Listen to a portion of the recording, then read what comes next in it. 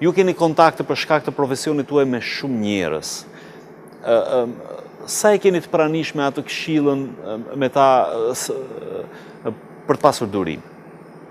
Sa e pranishme është kjo frazë, kjo këshillë?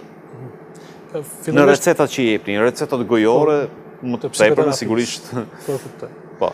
Fillimisht personat që drejtohen për të marrë psikoterapi, që është formë e veçantë e zhvilluar mbi bazat e shkencës e evidentume, për të ndryshuar veten. Ata persona që drejtohen të na janë persona të cilët me veti e bin një problem, e cilët me veti e bin një çështje e cila po i mundon ata, ose përveç se po i mundon ka filluar dhe me ndryshu ata.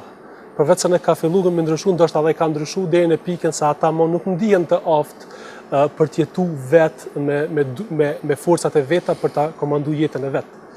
Edhe kur të vinë të na, kryesisht vinë të nevojshëm për dikën, me nevojë me mbështet me dikën. Dhe këtu nuk vjen këshilla për durim si këshillë që servohet drejt për drejt.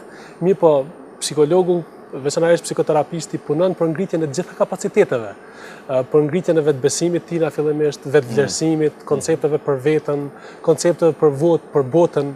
Dhe brenda këtyre është dhe durimi pastaj. Ne e shtym atë që ta rishikoj veten në të gjitha dimensionet, dhe kur ai rikonstruktohet, atëherë durimi vjen si një dhuratë. Vjen si një dhuratë e mirë, e vetvetishëm, i cili ka me ndihmu në jetë që me i menaxhu nevojat e veta bazike, në atë mënyrë që e ardhmja ati të jetë e konstruktume, sepse shpesh nevojat bazike kanë synim që të realizohen aty për aty.